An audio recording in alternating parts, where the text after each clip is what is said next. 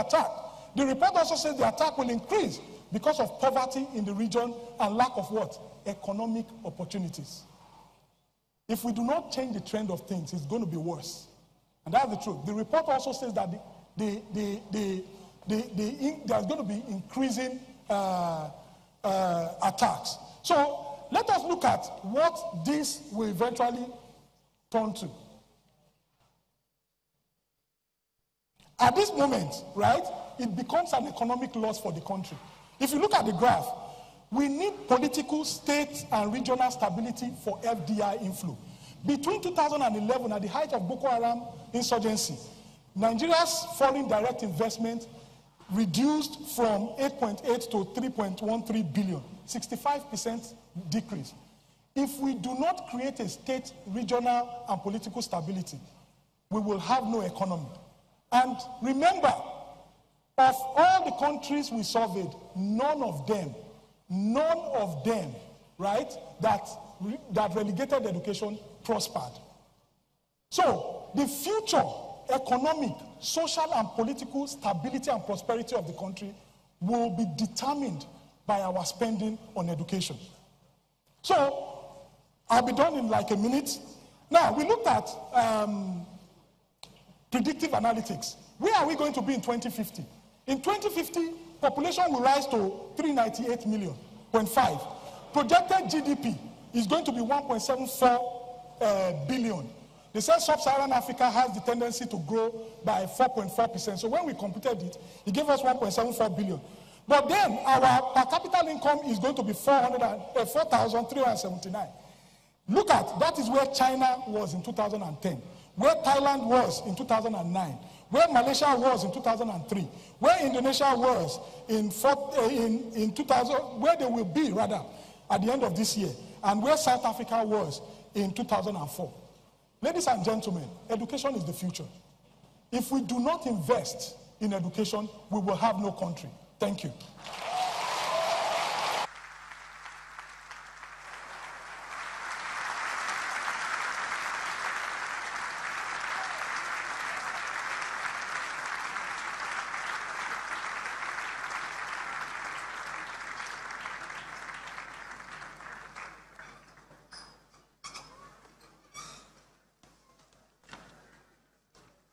The platform is powered by Covenant Christian Center. I'm sure that everybody here can connect with the intellectual honesty and rigor in that particular talk. Let's put our hands together again for the last speaker.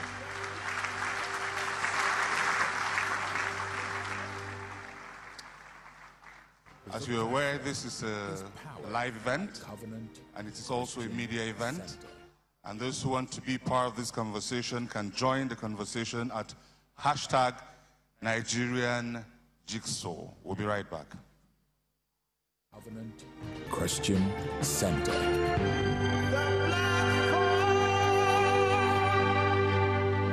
Wow, you're welcome back to the Platform Studios, and we just listened to Mr. Roman Osegale talk about the importance of education funding and its socio-economic impact.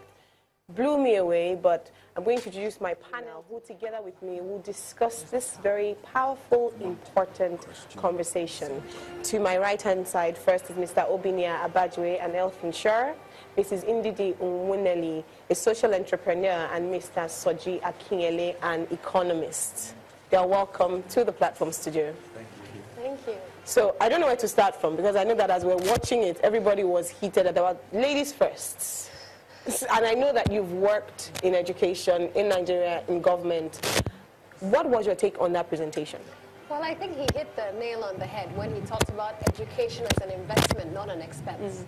And that as a country, we need to prioritize education and invest in it because it transforms society. It has an impact on economic development, on population growth, and in every aspect of our economy. And that if we don't invest in education, we will fail. And we saw the statistics plain. Scary that statistics. We're failing because we have not invested in education. Mr. Akinyele? Well, thank you. I think I must agree with Ndidi. The data speaks for itself. But my I think what I'd like to say is that it hasn't ended. So he's speaking to the history of education investment and how it has come up till now, showing that, population has more than doubled, and yet education investment only grew by about 30%. But the truth of the matter is that even though that's history, it's about to repeat itself all over again if we don't do something about it. By 2050, Nigeria is going to be probably the third or the fourth most populous country in the world. And if we are not investing in this youth, that we have right now, we're going to have the exact same problem that he's basically using history to paint. So, I mean, this is the opportunity to do something. If not, history is actually going to repeat itself. And I think it was interesting how he related increasing population, more poverty, increasing population. So where do we go from here? Well, I think that, like Dian Sojiv said, it's a very important question. Where do we go from here? So true, the outcomes today are the results of things that were done before, decisions made before. So for me, the question is, what do we decide to do next? And not much said about that, but really, if I take one thing from what Ndidi said, is the questions about where are we investing now? Not so much binging on infrastructure, but it is in the people who are actually going to teach. So we might want to educate people, but not much is said, or not enough is said about the people who are actually going to do this education, because it's an actual interactive process.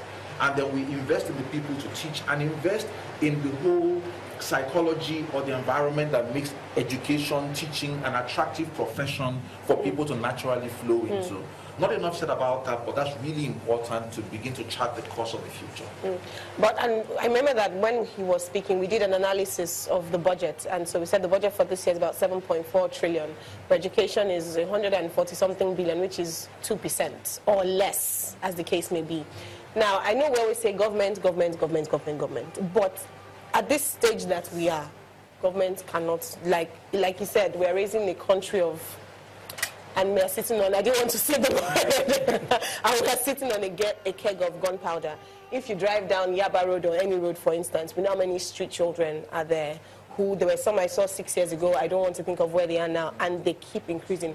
What can we begin doing on a government level, but even on a me and you personal everyday level? What can we begin doing? So I think there are a number of things we can do. The private sector and non-profit sectors have a critical role to play in education. I think companies have to adopt schools. If you're a company and there's a school in your neighborhood, it is your responsibility to do something about it, because it reduces your security costs and your risk. Exactly. So there's a direct impact. Adopt schools, donate to their libraries, invest in their teachers, mentor the principal. There's so much we can do on the grassroots level. Education is actually funded at the state level in Nigeria. So partner with states to improve their policy environment, their curriculum, their testing, their standards. We've let our standards fall. It's not enough to just invest in infrastructure. What about the standards of education at every single level? Non-profits have also done a phenomenal job, but they need to do more in holding public sector and private sector accountable for how we invest in education, but also innovating. There's so much innovation with technology. What are we doing using iPads or cell phones to teach in rural communities, for example, where access to education is even tougher? So I think at every level, individuals, companies, and the government need to step up. How would you step up? I mean, I think two things. One is to invest in this adoption of schools, and as a private sector determine, and as individuals literally determine that we will support people to acquire education. That's one thing. The other thing is to make the education have a purpose in and of itself. So at the end of that process, where's the job?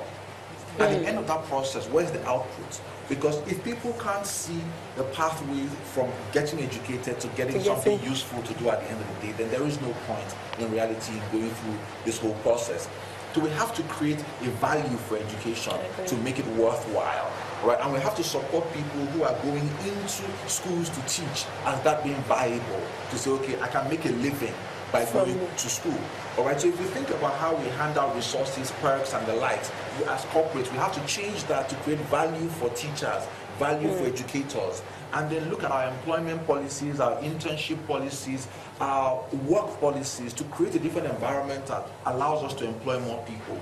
Truth is, in practice, even if we take something simple like our weekly employment cycle, Because of the population we have, why employ one person when we can employ two to do a job? Why have somebody work 5 days when we can have two people work 6 days?